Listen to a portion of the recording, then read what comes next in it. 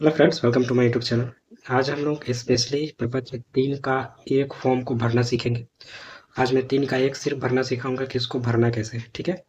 पहली बात तो प्रपत्र 3 का एक भरना किनको है। तो प्रपत्र 3 का एक वैसे केस में भरना है, आपके पिताजी नहीं है, स्वर्गवास हो गए हैं और आप 2 या 3 भाई है। तो उस स्थिति में प्रपत्र 3 के एक के जरिए आपको बताना पड़ेगा कि जमीन किनका था, आप उसके कौन है। इसके लिए आपको इसमें वंशावली लगाना पड़ेगा। ठीक है। और 3 के एक में जिनका ज़मीन था, जो मर चुके हैं आपके पिताजी, उनका कुछ डिटेल्स होता है। ठीक है। जिससे पता चलता है कि इनके पिताजी के पास इतना ज़मीन था। आपके पिताजी जो मर चुके हैं, उनके पिताजी का नाम क्या है, वो भी इसमें भरना है। ठीक है। तो 3 के एक के ज़रिए यदि आपके पिताजी नहीं हैं और आप 2 या 3 भाई हैं, तो उस स्थिति में 3 का एक आपको भर के बताना पड़ेगा। आपको अपने पिताजी के बारे में, खुद के बारे में, है ना, रिलेशन क्या है आपका उनसे, उसके लिए आपको वंशावली लगाना है। और उनका इसमें 3 के एक में उनका कुछ डिटेल्स होगा और उनके ज़मीन का कुछ डिटेल्स होगा। ठीक है। तो 3 का एक इसलिए भरा जाता है। तो यहाँ पे हम लोग भरना शुरू करते हैं। सबसे पहले यहाँ पे लिखना है अंचल। आपका जो अंचल है वो लिखेंगे। मैं मान के चल रहा हूँ मेरा जो अंचल है वो है सिरोही है, तो लिख दूंगा सिरोही। जिला, जिला दरभंगा है, तो लिख देंगे दरभंगा। उसके बाद यहाँ पे बात आता है मैं है या हम लोग है। यदि आप एक भाई है तो हम लोग को काट देंगे। यदि आप 2 भाई है तो मैं को काट देंगे। 2 से ज़्यादा है तो भी आप मैं को काटेंगे। ठीक है। तो हम मान लेते हैं कि आप 2 भाई हैं। ठीक है। तो मैं को काट ले रहा हूँ। आप दोनों भाई का नाम मैं ऐसे ही मान के भर के बता रहा हूँ कि सुकेश, सुकेश पटेल है। और आपके पिताजी है, आप, आपके पिताजी का नाम यहाँ पे लिखना है। तो आप इनके कौन है, तो आप इनके पुत्र हैं। तो ये सब काट देंगे। पुत्र में लिखेंगे, इसमें अपने पिताजी का नाम लिखेंगे, स्वर्गीय साहू पटेल, साहू पटेल। ठीक है। उसके बाद इसमें जो दूसरा भाई होंगे वो अपना नाम लिखेंगे। मान लेते हैं कुमोद पटेल, कुमोद पटेल। ये भी पुत्र हैं। इनके पिताजी का नाम वही होगा, स्वर्गीय साहू पटेल। 3 भाई रहता तो इसको भी भरना पड़ता। 3 से ज़्यादा भाई रहता तो यहाँ पे इत्यादि लिखना पड़ता है। ठीक है। और जो भाई बच चुके हैं उस भाई का नाम आपको वंशावली में दर्शाना पड़ता है। ये सारा चीज़ मैं अपने चैनल पे बता चुका हूँ और मैं चाहता हूँ कि मैं इस पे एक और भी वीडियो बनाऊँ। ठीक है। तो मैं कभी इस पे वीडियो बनाऊंगा, लेकिन ये सारी चीज़ें मैं समझा चुका हूँ। यदि आप 7 भाई 8 भाई है तो यहाँ पे तो 3 ही है ना, तो 3 भाई का नाम लिखना, उसके बाद यहाँ पे इत्यादि लिखना है। ठीक है, इत्यादि। और जो भाई बच चुके हैं उन भाई का नाम वंशावली में खोल देना है। ठीक है। तो यहाँ पे 2 ही भाई है तो मैंने 2 ही भाई को लिखा है यहाँ पे। उसके बाद तीसरा रहता तो यहाँ पे लिखते, चौथा रहता तो इत्यादि वगैरह लिखते यहाँ पे, लेकिन यहाँ पे 2 ही भाई है तो इतना ही लिखना। अब यहाँ पे इसको छोड़ देना है। निवासी, अब कहाँ के निवासी है, तो मैं लिख दे रहा हूँ कि मेरा जो गाँव है वो है सरहुल। लिख दे रहा हूँ सरहुल। मैं सरहुल का निवासी हूँ। ग्राम में भी वही लिखना है, सरहुल। अब देखिए यहाँ पे दो, यहाँ पे निवासी और ग्राम क्यों दिया गया है। यदि आप अपने गांव को छोड़कर कहीं दूसरे जगह बस रहे हैं अभी, तो वहाँ का नाम लिखना है, यहाँ पे अपने गांव का नाम लिखना है। मैं अपने गांव में ही रहता हूँ तो यहाँ पे लिख देता हूँ सरहुल। इसलिए यहाँ पे निवासी भी दिया हुआ है और गांव भी दिया हुआ है, तो लोग इसमें कंफ्यूज हो जाते हैं।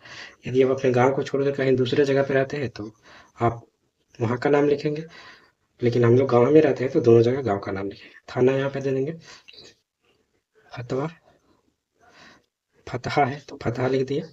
अंचल सिरोही है तो लिख देंगे सिरोही। आप लोग का जो है वो लिखेंगे। जिला दरभंगा तो लिख देंगे दरभंगा। जाति, जाति में आप जो भी जाति है वो अपना लिखेंगे यहाँ पे। उसके बाद यहाँ आपको अपने पिताजी का नाम लिखना है। देखिए यहाँ पे पहले ही लिखा हुआ है स्वर्गीय, मतलब ये मान के चल रहा है, ये फॉर्म जो है मान के चल रहा है कि आपके पिताजी मर चुके हैं तभी आप प्रपत्र 3 का एक भर चुके हैं।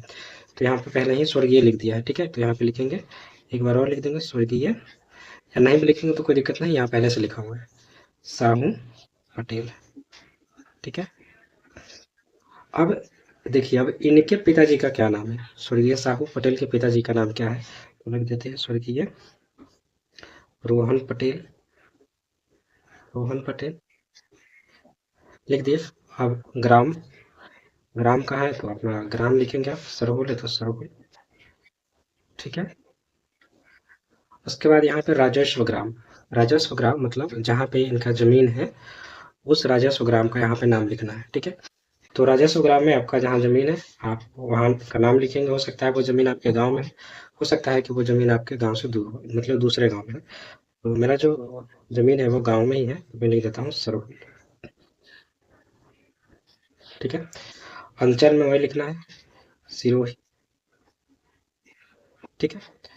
अब यहाँ पे देखिए सिरोही में जमाबंदी क्रमांक, यदि आपको जमाबंदी पता है तो लिखेंगे 110 जमाबंदी में प्रविष्ट थे। ठीक है, मतलब ये जो जमीन है वो जमाबंदी संख्या 110 में प्रविष्ट थे साहू पटेल, इनके पिताजी स्वर्गीय रोहन पटेल, ग्राम सरहुल, जो राजस्व ग्राम सरहुल एवं अंचल सिरोही के जमाबंदी क्रमांक 110 में प्रविष्ट है। मतलब ये जमीन का डिटेल्स है कि किनका जमीन है। ठीक है। उसके बाद यहाँ पे कुछ नहीं भरना है, खतियानी जमीन है तो छोड़ देना है ऐसे ही। खतियान में अंकित खाता लिख देते, खाता मान लेते हैं 67 है, खेसरा 114 है। ठीक है। रकबा इसका लिखना है तो रकबा मान लेते हैं 20 डिसमिल है, 20 डिसमिल। लगान कितना लगता है हम लोग का, 10 रुपया लगता है, 10 रुपया लिख दिए। मैं एक बार फिर से समझा दे रहा हूँ। अंचल लिखना है, जिला लिखना है, आप दो भाई है तो दो भाई का नाम लिखेंगे, इनके पिताजी का नाम यहाँ छोड़ देना है। निवासी सरहुल, और यहाँ पे ग्राम भी सरहुल, मतलब निवासी और ग्राम में क्या अंतर है मैं समझा दिया आप लोग। यहाँ पे थाना लिखना है, अंचल, जिला और जाति जो भी है वो अपना यहाँ पे लिखेंगे, यादव है, राजपूत है, भूमियार है, जो भी है वो लिखेंगे। अब स्वर्गीय साहू पटेल, ये जमीन किनका था, स्वर्गीय साहू पटेल का। इनके पिताजी का आपको नाम लिखना पड़ेगा यहाँ, ये तो इनके पिताजी का नाम स्वर्गीय रोहन पटेल है। ग्राम सरहुल, जो राजस्व ग्राम सरहुल मतलब जहाँ पे जमीन है उस गांव का नाम क्या है, तो मेरा जमीन जो है गांव में ही है, तो अपने गांव का नाम लिखेंगे, अंचल सिरोही।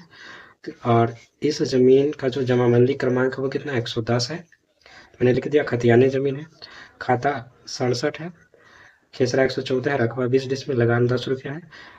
तो इतना काम करना है। उसके बाद यहाँ पे देखिए लिखा हुआ है नीचे वंश वृक्ष के बारे में, देखिए लिखा हुआ वंश वृक्ष, लिखा हुआ नीचे वंश वृक्ष, मतलब इसमें वंशावली भी आपको लगाना है।